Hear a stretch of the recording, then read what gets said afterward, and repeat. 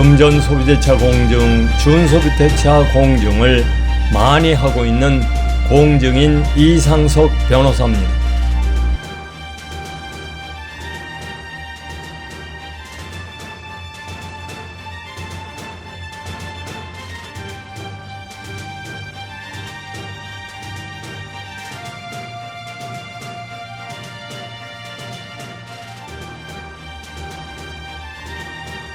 임차인이 이사 가겠다고 하자 임대인이 동네 부동산 중개사무소에 집을 내놓기는 했지만 후속 임차인이 바로 안 나오는 상황이라면 임차인으로서는 어떻게 해야 하나요?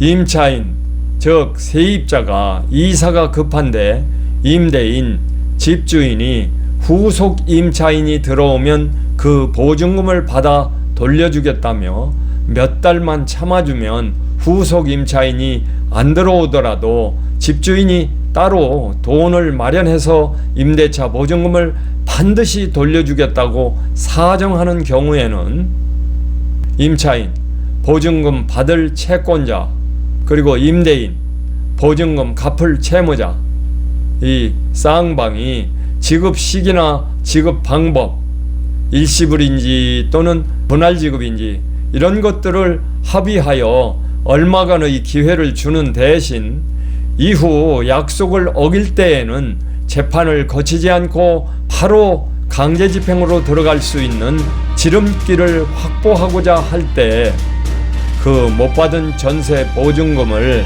마치 꿔준 돈, 금전 소비대차 차용금처럼 만들어 준소비대차 계약으로 언제까지 어떤 식으로 갚겠으며 만일 어길 시에는 강제집행을 당해도 좋다는 식으로 공증을 받는 것이 준소비대차 계약 공정증서입니다.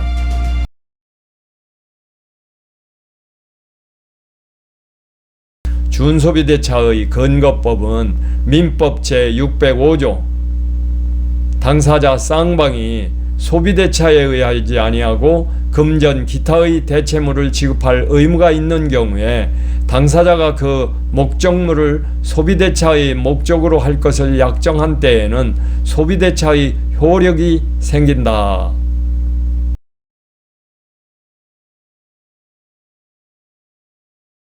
1.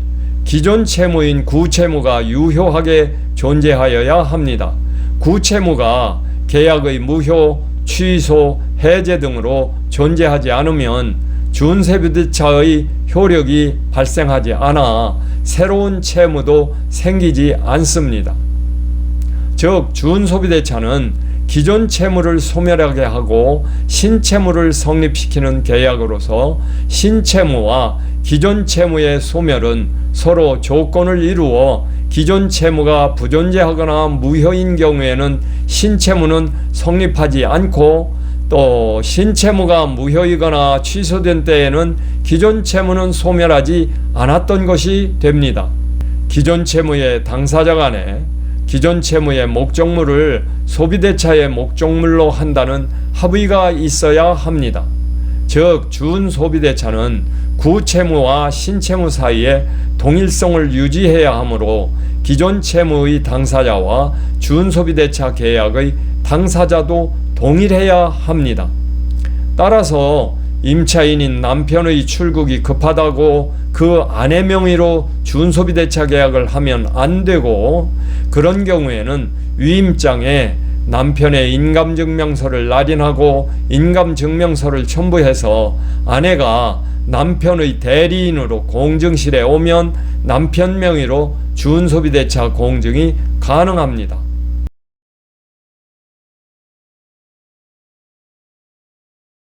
준소비대차가 이루어진 경우 원칙적으로 구채무는 동일성을 유지하면서 소비대차의 형태로 존속하고 구채무의 담보도 신채무에 그대로 존속합니다.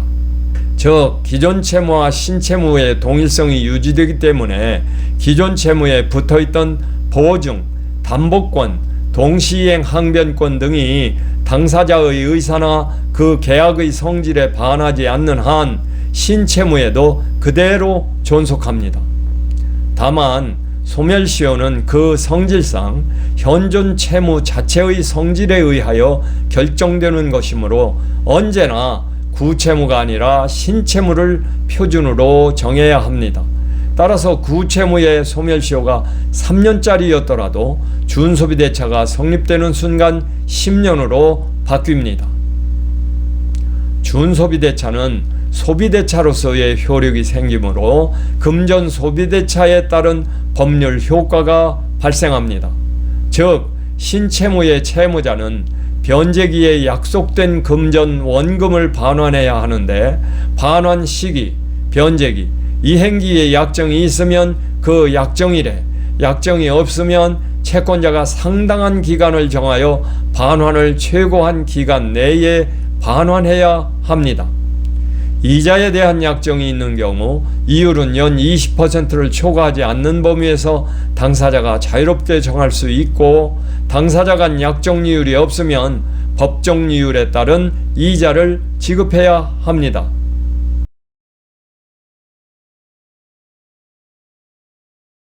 준소비대차 계약 공정증서는 당사자들이 신분증과 막도장을 갖고 공증사무소에 찾아가 그러한 사연을 말로 이야기하기만 하면 서식이 공증실 컴퓨터에 들어있으므로 15분 내지 20분이면 다 알아서 강제집행력 있는 공정증서를 만들어줍니다.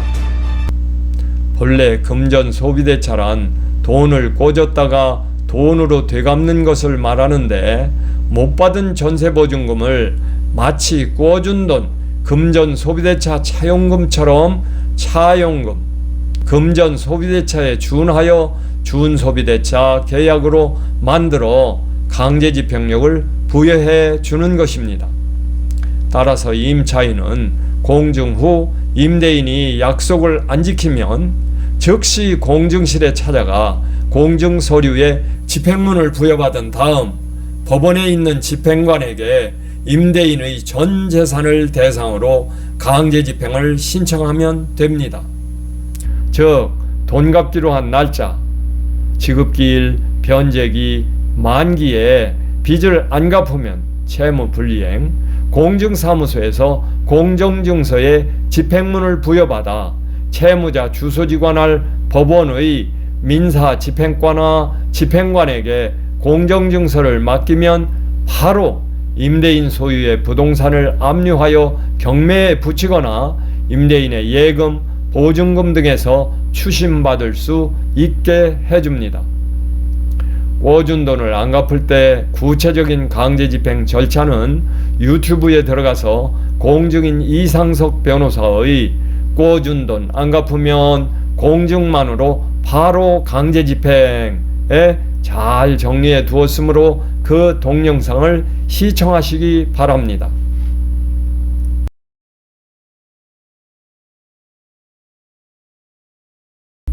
다만 아무리 공증을 받아뒀더라도 채무자, 집주인이 재산을 빼돌리면 강제집행의 실효성이 없으므로 미리 전셋집 이외에도 임대인에게 다른 재산이 있는지 파악한 다음 공증을 받자마자 바로 가압류를 해놓는 것이 안전합니다.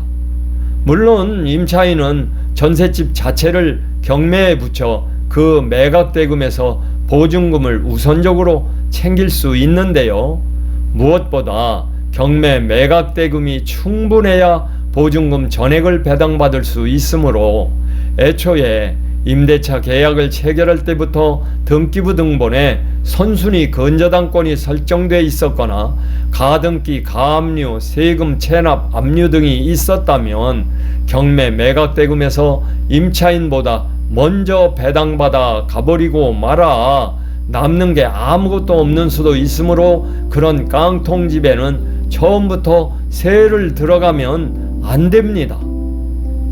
그럴 경우 채권자인 임차인은 보증금의 회수를 확실히 하기 위하여 공증받을 때 임대인에게 재산세 내는 사람을 연대보증인으로 세우도록 요구하는 게 좋습니다. 그러면 임차인은 주채무자인 임대인에게 자력이 있든 없든 주채무자를 제끼고 연대보증인에게만 먼저 돈 달라고 청구할 수도 있습니다.